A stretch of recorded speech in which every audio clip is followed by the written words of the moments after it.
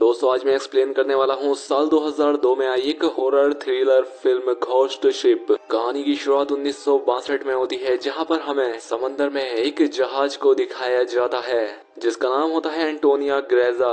इस शिप के main hall में सभी अमीर पैसेंजर डांस कर रहे होते हैं और तभी हम एक आदमी को देखते हैं जो कि एक लीवर खींचता है और उस लीवर के ऊपर उठते ही एक तार से वो सब के सब नाच रहे लोग मारे जाते हैं। एक बच्ची जिसका नाम केटी था वो बच जाती है क्योंकि उसकी लंबाई कम थी, क्योंकि वो तार उसके ऊपर से निकल गया था। और ये सारा नजारा देखकर वो लड़की जोर से चिल्लाती है। इसके बाद यहाँ क्या हुआ कभी कोई नहीं जान पाया। इसके बाद टाइम आता है प्रेजेंट समय का। 40 साल बीत चुके थे, जहाँ पर हम एक सैल्वेज क्रू को देखते हैं जिसके कैप्टन का नाम शेन मर्फी है। ये एक शिप को बचाकर उसे किनारे तक लाते हैं। खैर अब शाम होने पर ये सभी लोग अपनी जीत की खुशी मना रहे होते हैं। तभी जैक फॉरमैन नाम का एक आदमी इनके पास आता है। वो बताता है कि मैं एक वेदर सर्विस पायलट हूँ और आज से 40 साल पहले एंटोनियो ग्रेजा नाम का एक शिप समंदर में कहीं गुम गया था और जहाँ तक मुझे पता है वो वेरिंग सी के अंदर है और उसके अंदर बहुत सारा खजाना है और अगर हम लोग उसे ढूंढ लेते हैं तो हम सब के सब बहुत अमीर हो जाएंगे।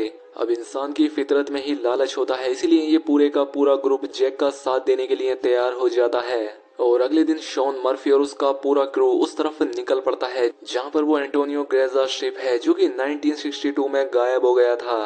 खैर अब उस जगह पर पहुंचने के बाद ये सब के सब लोग देखते हैं कि वहाँ पर कोई भी शिप नहीं है। ये देखकर ये सभी लोग निराश हो जाते हैं, लेकिन तभी इनके रडार के सामने वो शिप आ जाता है और ये वही शिप था जो 1962 में गायब हुआ था, जिसकी तलाश में ये सभी लोग यहाँ पर आए थे। अब शॉन का एक साथी और जॉन जो इन्हें यहाँ लेकर आया था, ये लोग स्टीमर में रुकते हैं जबकि शॉन अपने बाकी साथियों को लेकर शिप के अंदर चला जाता है और यहाँ पर उन्हें बहुत अजीब आवाज आ रही होती है। ये सभी लोग उसका पीछा करते हैं और देखते हैं कि यहाँ के लोग का पेंडुलम आज भी हिल रहा है और जैसे ही उस घड़ी के और करीब जाते हैं पेंडुलम हिलना बंद हो जाता है। और अब इनमें से इनका एक साथी उस पेंडुलम को हाथ लगाने ही वाला होता है कि एक जोर की आवाज आती है जिससे ये सब के सब लोग डर जाते हैं। वहीं पास की टेबल पर एक स्क्रैबल पड़ा होता है जिसके शब्द अपने आप ही बदल जाते हैं और उसमें लिख जाता है वेलकम। अब ये लोग जैसे ही आगे बढ़ते हैं इनके एक साथी के नीचे से फ्लोर टूट जाता है और वो नीचे गिरने ही वाला होता है कि मोरीन उसे पकड़ लेती है और जब उसे पकड़कर ऊपर खींच रही होती है तो उसे नीचे एक बच्ची दिखती है और ये वही बच्ची है जो कि आज से 40 साल पहले उस वायर से कटने से बच गई थी। लेकिन आज भी इस बच्ची की उम्र उतनी ही है, जिसका मतलब था कि ये उस बच्ची की आत्मा थी। अब अगले ही पल मोरीन की आंखों से वो बच्ची गायब हो जाती है। यहाँ पर मोरीन को कुछ समझ नहीं आता कि उसने अभी जो देखा था वो सच था या उसका वहम। खैर अब अपने साथी को ऊपर खींचने के बाद ये लोग एक एक केबिन में जाते हैं और ये लोग देखते हैं कि यहाँ पर एक वॉच है, लेकिन ये वॉच आज के जमाने की थी। लेकिन ये शिप तो 1962 में गायब हो गया था और उस वक्त ऐसी वॉच बनती भी नहीं थी। इनका जो कैप्टन शॉन होता है वो कहता है कि शायद हमसे भी पहले यहाँ कोई आ चुका हो और शायद ये वॉच उसी की होगी। इसके बाद ये लोग शिप का मैनुअल लेकर वापस अपनी स्टीम में आ जाते हैं। अब अगली सुबह इन्हें पता लगता है कि शिप में एक बहुत बड़ा होल है जिससे धीरे धीरे ये शिप डूब रहा है और अगले 3 दिनों में ये उस होल को रिपेयर करके इस शिप को यहाँ से ले जाना चाहते थे, इसलिए ये सभी लोग अपने काम पर लग जाते हैं। वहीं हमें मोरीन को दिखाया जाता है जो कि शिप के उस हिस्से में जाती है जहाँ पर स्विमिंग पूल है और यहाँ पर वो ये देखकर हैरान होती है कि स्विमिंग पूल पर गोलियों के निशान थे। खैर अब वो स्विमिंग पूल की जांच करके जब ऊपर आ रही होती है तो उसे फिर से एक बार वो बच्ची दिखती है जिससे डरकर वो वापस स्विमिंग पूल में गिर जाती है और उसका सर स्विमिंग पूल में टकराता है और उसके सर से खून निकलना शुरू हो जाता है, लेकिन वो स्विमिंग पूल उसके खून को अपने अंदर एब्जॉर्ब कर लेता है। वो एक बार फिर से ऊपर देखती है जहाँ पर वो बच्ची थी, लेकिन अब वहाँ पर जैक होता है। जैक उसे ऊपर खींच लेता है और उन दोनों के यहाँ से जाने के बाद वो स्विमिंग पूल पूरी तरह से खून से भर जाता है। अब जैक और मोरीन आगे जाते हैं। मोरीन एक दरवाजे को खोलती है जिससे बहुत सारा पानी निकलता है। ये दोनों उस दरवाजे के अंदर जाते हैं और वो दरवाजा अपने आप ही बंद हो जाता है, इसलिए इन्हें आगे बढ़ना पड़ता है। आगे बढ़ते हुए ये लोग एक एक केबिन तक पहुंचते हैं जहाँ पर कि 9 लकड़ी के बॉक्सेस होते हैं। ये यहाँ पर अपने बाकी साथियों को भी बुला लेते हैं और जब ये उन बॉक्सेस को खोलते हैं तो हर एक बॉक्स के अंदर 28 गोल्ड के बार होते हैं। इनमें बहुत सारा खजाना था।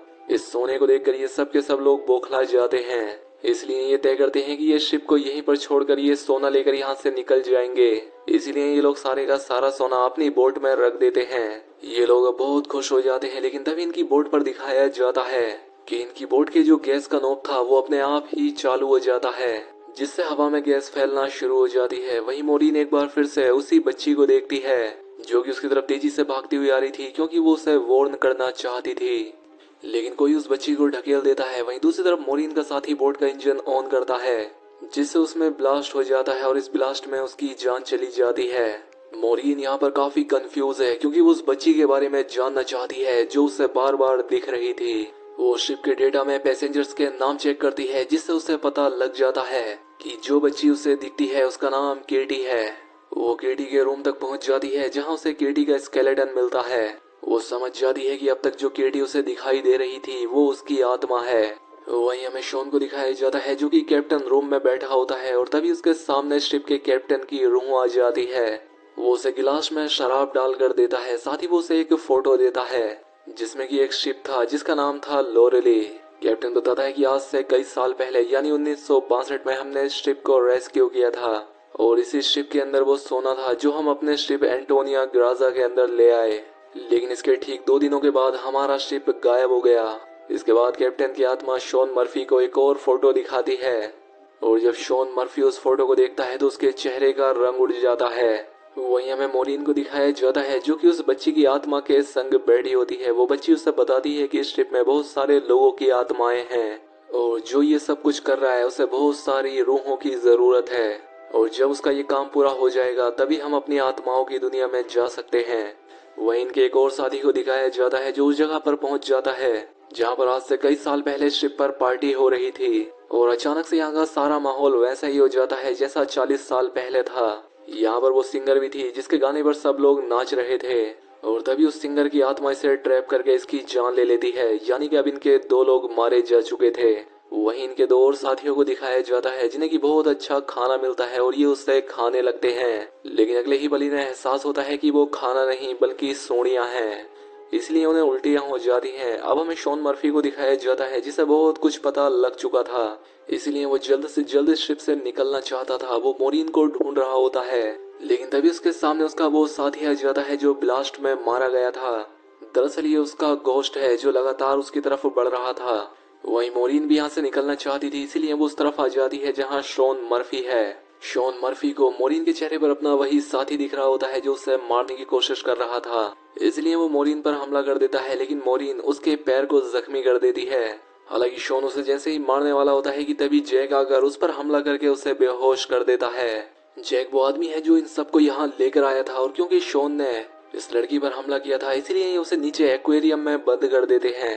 अब इनके बाकी 2 साथी भी यहाँ आ जाते हैं और ये जल्द से जल्द इस शिप को रिपेयर करके इसे लेकर यहाँ से निकलना चाहते हैं, क्योंकि इसके अलावा इनके पास कोई भी ऑप्शन नहीं है। अब ये नीचे जाकर शिप को रिपेयर कर देते हैं। अब मोरिन अपने एक साथी को ढूंढने के लिए जा रही थी कि तभी उसके सामने वो घोस्ट लड़की आ गई जिसे वो दिखाती है कि उस आदमी की जान जा चुकी है जिसे वो खोज रही है और ये वही आदमी था जो पार्टी रूम में पहुंच गया था। दरअसल उस सिंगर की आत्मा ने उसे सेड्यूस किया था, वो उसके पीछे पीछे गया था और उसकी आत्मा ने उसे ऊपर से नीचे धक्का दे दिया था। और अब उस बच्ची की आत्मा मोरिन को 1962 का वो पूरा विजुअल दिखाती है जब सबके सब लोग शिप में मारे गए थे। सबको अलग अलग तरीके से मारा गया था जिसमें केटी भी थी। इसके बाद जो गैंग यहाँ गोल्ड लूटने आई थी वो गोल्ड तक पहुंच जाती है, लेकिन वो सिंगर जो उस रूम में गाना गा रही थी जहाँ सब मारे गए थे वो उनमें से एक को सीड्यूस करके अपने जाल में फंसा लेती है, जिसके बाद वो आदमी अपने ही साथियों को मार डालता है। लेकिन इस सिंगर के मन में भी लालच था, इसीलिए आखिर में ये सिंगर उस आदमी को भी मार देती है। सिंगर को लगता है कि अब सारा खजाना उसका हो चुका है क्योंकि शिप में अब उसके अलावा सब लोग मारे जा चुके हैं, लेकिन तभी यहाँ वो आदमी आता है जो कि इस पूरे के पूरे प्लान का मास्टरमाइंड था, जो कि सोने को हासिल करना चाहता है और वो एक हुक की तरफ देखता है जिससे उस हुक की वजह से उस सिंगर की भी जान चली जाती है। और अब यहाँ पर वो बच्ची उसे उस आदमी का चेहरा दिखाती है जिसे देखकर मोरिन पूरी तरह से घबरा जाती है क्योंकि वो आदमी कोई और नहीं बल्कि जैक था, वही आदमी जो इन सबको यहाँ सोना ढूंढने के लिए लाया है। मोरिन समझ जाती है कि उसका साथी शॉन मर्फी पूरी तरह से बेगुनाह है। वो उसे बचाने के लिए एक्वेरियम की तरफ भागती है, लेकिन अब उसकी जान जा चुकी थी। कैप्टन ने उसे जो फोटो दी थी वो जैक की ही होती है जो कि पानी में मोरिन देख लेती है। दरअसल जैक कोई इंसान नहीं है बल्कि वो एक शैतानी बला है जो कि किसी मकसद के लिए आत्माओं को इकट्ठा कर रहा है। ऐसा हो सकता है कि वो शैतान के लिए भी काम करता हो और वो यहाँ पर इन सबको मारकर इनकी आत्माओं को भी जमा करना चाहता हो। मोरिन अब अपने साथी से कहती है कि तुम्हें जैक पर नजर रखनी होगी, मैं अपने दूसरे साथी को ढूंढने जा रही हूँ जो कि पानी के अंदर है। मोरिन अब उस जगह पर जाती है तो उसे समझ आ जाता है कि उसकी भी जान चली गई है जिसे कि जैक ने ही मार दिया था। वहीं जैक उस जगह पर आ जाता है जहाँ पर मोरिन ने अपने साथी से कहा था कि वो उस पर नजर रखे, जैक और मोरिन के साथी के बीच कहासुनी हो जाती है, इसीलिए मोरिन का साथी उसे शूट कर देता है। उसे लगता है कि वो मारा गया, इसलिए वो यहाँ से चला जाता है। वहीं मोरिन इस पूरे के पूरे शिप को ब्लास्ट करना चाहती थी, इसलिए वो हर जगह बॉम्ब फिट कर देती है। लेकिन तभी मोरिन के पास उसका वो साथी आ जाता है जिसने अभी अभी जैक को गोली मारी थी। वो मोरिन से कहता है कि हमें शिप को ब्लास्ट नहीं करना चाहिए, लेकिन मोरिन उसकी बात नहीं मानती। वो कहती है कि मैं शिप को ब्लास्ट करके ही रहूंगी, क्योंकि यहाँ पर बहुत सारी रूहें कैद हैं। इस शिप में और भी लोगों को ट्रैप करके लाया जाता रहेगा, जिनकी इसी तरह से जान जाती रहेगी। और ट्रैप करने का एक ही जरिया है, जो है सोना। और तभी उसका साथी जैक के रूप में बदल जाता है, जिससे हम समझ जाते हैं कि जैक ने उस आदमी को भी मार दिया जिसने उसे शूट किया था। जैक उससे कहता है कि तुम्हारा और मेरा काम एक ही जैसा है। जिस तरह से तुम समंदर में फंसी हुई बोट और शिप को जमा करती हो, उसी तरह से मैं आत्माओं को जमा करता हूँ। पहले मैं भी इंसान हुआ करता था, लेकिन मैंने बहुत पाप किए, जिसके बाद मुझे एक काम दिया गया और अब मैं एक सोल कलेक्टर बन गया हूँ, जिसके लिए मुझे शिप की जरूरत है। और मैं नहीं चाहता कि तुम शिप को ब्लास्ट करो, लेकिन मोरिन उसकी बात नहीं मानती, इसलिए जैक उस पर हमला कर देता है। मोरिन एरो से उसके पैर को जख्मी कर देती है और फिर उसी एरो से रिमोट पर निशाना लगाती है और वो खुद इस शिप से कूद जाती है, जिसके बाद इस शिप में एक बहुत बड़ा ब्लास्ट होता है और अब मोरिन पानी के अंदर उस शिप के नीचे फंस चुकी है। लेकिन तभी उस शिप से उस बच्चे की आत्मा आती है, जो मोरिन को ऊपर का रास्ता बताती है। मोरिन बड़ी मुश्किल से ऊपर आ जाती है और वो देखती है कि शिप में जितनी भी आत्माएं थीं, वो सब की सब आजाद हो चुकी हैं और वो आत्माओं की दुनिया में जा रही हैं। और इन आत्माओं में केटी की भी आत्मा है। दरअसल यहाँ पर जितनी भी आत्माएं थीं, वो सब की सब जैक की गुलाम थीं, क्योंकि मारने के बाद उसने हर एक के हाथ में एक मोहर लगा दी थी। लेकिन सिर्फ केटी की सोल उसकी गुलाम नहीं बन पाई, क्योंकि वो पवित्र थी। इसलिए केटी की सोल बार बार मोरिन की हेल्प कर रही थी और अब केटी की मदद से मोरिन ने इन सभी आत्माओं को आजाद कर दिया था। अब मोरिन एक टुकड़े के सहारे शिप में तैरती रहती है और वो सुबह तक एक शिप तक पहुंच जाती है, जो शिप उसे रेस्क्यू कर लेता है। जब उसे पोर्ट पर लाया जाता है, तब वो अपनी एम्बुलेंस से देखती है कि जैक अब भी जिंदा है और शिप का जितना भी गोल्ड था वो उसे एक दूसरे शिप में ट्रांसफर कर रहा है, ताकि उस गोल्ड के लालच से वो अपना काम जारी रखे और भी लोगों को फंसाकर उनकी आत्माओं को कैद कर सके, जो उसका काम था। मोरिन ये पूरा नजारा देखकर जोर से चिल्लाती है और अब इसी सीन के साथ ये फिल्म यहाँ खत्म हो जाती है। दोस्तों